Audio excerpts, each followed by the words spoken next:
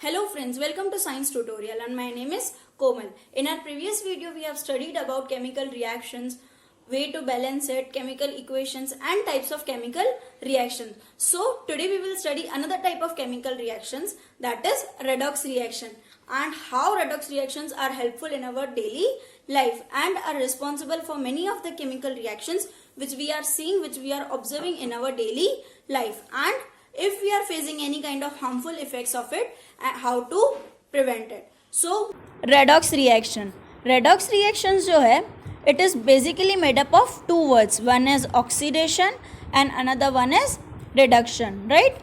अब ये oxidation and reduction है क्या? Fine. Focusing on oxidation जो है वो क्या include करता है? ऑक्सीजन include करता है, right? ऑक्सीजन include करता है means what? अगर कोई भी substance पर्टिकुलर रिएक्शन में ऑक्सीजन को गेन करता है, यस फ्रेंड्स, आपने सही सुना, अगर कोई भी सब्सटेंस एक पर्टिकुलर रिएक्शन में ऑक्सीजन को गेन करता है तो उसको हम लोग क्या बोलते हैं? ऑक्सीडेशन बोलेंगे. फाइन. अनलाइक दिस, इसके बिल्कुल अपोजिट क्या है? हमारा रिडक्शन है. रिडक्शन का मतलब क्या होता है कि अगर कोई भी रिएक्शन में कोई सब्सटेंस ऑक्सीजन को क्या करता है? लूज करता है, तो उसको हम लोग क्या बोलेंगे? रिडक्शन बोलेंगे. फाइन. और अगर ऐसा कोई भी केमिकल रिएक्शन है जिसमें ऑक्सीडेशन और रिडक्शन दोनों साथ में हो रहे हैं, उसको हम लोग क्या बोलते हैं? रेडॉक्स रिएक्शंस बोलते हैं, राइट? अब रेडॉक्स रिएक्शन में क्या होता है? एक सब्सटेंस ऑक्सीडाइज्ड होता है, दूसरा सब्सटेंस रिड्यूस्ड होता है. अब ऑक्सीडाइज्ड कौन होगा? वही सब्सटेंस होगा जो ऑक्सीजन को गेन कर रहा है. Yes, the substance which gains oxygen during a reaction is known as oxidation reaction and the particular substance is known as oxidised, right? Similarly, अगर कोई सब्सटेंस ऑक्सीजन को लूज करता है तो उसको हम लोग क्या बोलेंगे? रिड्यूस्ड बोलेंगे, and the reaction is known as reduction, right? जब ऑक्सीडेशन एंड रिडक्शन कंबाइनली एक ही रिएक्शन में होते हैं तब हम उसको क्या बोलते हैं? रेडॉक्स रिएक्शन बोलते हैं, राइट? एंड अगर हम इलेक्ट्रॉन की रिस्पेक्ट में बात करें तो कोई भी ऐसा सब्सटेंस जो इलेक्ट्रॉन डोनर है वो ऑक्सीडेशन के प्रोसेस में जाके ऑक्सीडाइज्ड डोनर बन सकता है, राइट? एंड ऐसा कोई भी सब्सटेंस जो इलेक्ट्रॉन एक्सेप्टर है वो रिडक्शन की प्रोसेस के थ्रू जाएगा और क्या बनेगा? रिड्यूस्ड एक्सेप्टर बनेगा. Fine. Now moving on to some of the examples of redox reaction. Here it is the very first example given is 2Na plus Cl2 will give you 2NaCl. इस particular reaction में क्या हो रहा है? जो Na atom है वो क्या कर रहा है? इलेक्ट्रॉन लूज कर रहा है. On the other hand Cl atom जो है वो क्या कर रहा है? इलेक्ट्रॉन को गेन कर रहा है, राइट? कोई भी पर्टिकुलर रिएक्शन में अगर एक सब्सटेंस इलेक्ट्रॉन को लूज करता है तो दूसरा सब्सटेंस इलेक्ट्रॉन को क्या करता है? गेन करता है, और उनके बैलेंसिंग से ही क्या बनता है? हमारा एक बैलेंस्ड कंपाउंड बनता है. So this is known as redox reaction, जिसमें क्या हो रहा है? एक कंप्लीटली जितने इलेक्ट्रॉन्स हम लूज कर रहे हैं उतने ही इलेक्ट्रॉन एक्सेप्ट करने के लिए we are having another substance जो क्या कर रहा है? एक कंप्लीट बैलेंस कंपाउंड बना रहा है, right? Moving on to the next example. Next example is Na plus O2 will give you Na2O, right? अभी जो सोडियम एटम है, दो सोडियम एटम है, वो क्या कर रहे हैं? दो इलेक्ट्रॉन्स लूज कर रहे हैं और वो क्या बना रहे हैं? सोडियम आयन बना रहे हैं, राइट? अब सोडियम आयन एक ही है, इसीलिए हमको उसको क्या करना पड़ेगा? बैलेंस करने के लिए दो सोडियम आयन लिखने पड़ेंगे, that is Na2. Similarly oxygen जो है वो ऑक्सीजन क्या कर रहा है? दो इलेक्ट्रॉन्स गेन करके O2 माइनस बन जा रहा है, तो हमारा जो फाइनल सब्सटेंस होगा वो क्या होगा? Na2O, right? जिसमें Na क्या कर रहा है?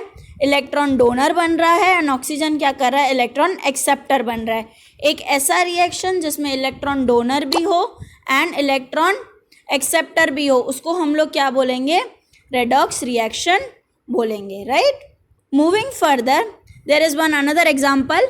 CH4 plus 2O2 will give you CO2 plus 2H2O, right? अब जो CH4 है, C की वैलेंसी कितनी होगी? -4, एंड H की है +1, राइट। तो ये जो CH4 है वो ऑक्सीडेशन हो रहा है और ऑक्सीडेशन होके क्या बन रहा है, CO2 बन रहा है, राइट। ये जो ऑक्सीजन है वो ऑक्सीजन को क्या कर रहा है, गेन कर ले रहा है, एंड ये ऑक्सीजन क्या कर रहा है, रिड्यूस हो जा रहा है और H के साथ कंबाइन होके क्या बना रहा है, H2O मॉलिक्यूल, राइट। CH4 जो है वो ऑक्सीडेशन होके ऑक्सीजन को गेन करके CO2 बना रहा है, एंड ऑक्सीजन जो है वो ऑक्सीजन क्या कर रहा है, रिड्यूस होके H2O बना रहा है, राइट, वाटर मॉलिक्यूल बना रहा है।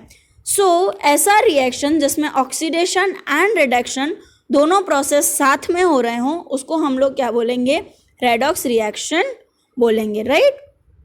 मूविंग फर्दर, क्वेश्चन क्या है, जब कोई भी मेटल पे बाहर के किसी सब्सटेंसेस से, जैसे कि मॉइस्चर है, एसिड्स हैं, राइट, इन सब का कोई भी अटैक होता है। फॉर एग्जांपल अगर हम लोग आयन को बाहर काफ़ी देर तक रख देते हैं मॉइस्ट एयर में या पानी में, तो आप लोगों ने नोट किया होगा कि उस पर क्या हो रहा है, एक रेडिश ब्राउन कलर की लेयर चढ़ जा रही है। वो रेडिश ब्राउन कलर की लेयर क्या कर रही है, हमारे आयन को डैमेज कर रही है, राइट। अब वो प्रोड्यूस कैसे हुई, ठीक है, जो भी हमारा मेटल है अगर उस पर बाहर का कोई सब्सटेंस अटैक करता है, फॉर एग्जांपल मॉइस्चर, ठीक है, तो हम क्या बोलेंगे कि जो हमारा मेटल है वो क्या हो रहा है, करोड हो रहा है, करोडेड हो रहा है, और उसका जो प्रोसेस है उस प्रोसेस को हम लोग क्या बोलेंगे, करोजन बोलेंगे। अब करोजन बहुत सारे मेटल्स में आपने देखा होगा, for example ion, right, ion में रेडिश ब्राउन कलर की लेयर चढ़ जाती है जब हम उसको मॉइस्ट एयर में रखते हैं,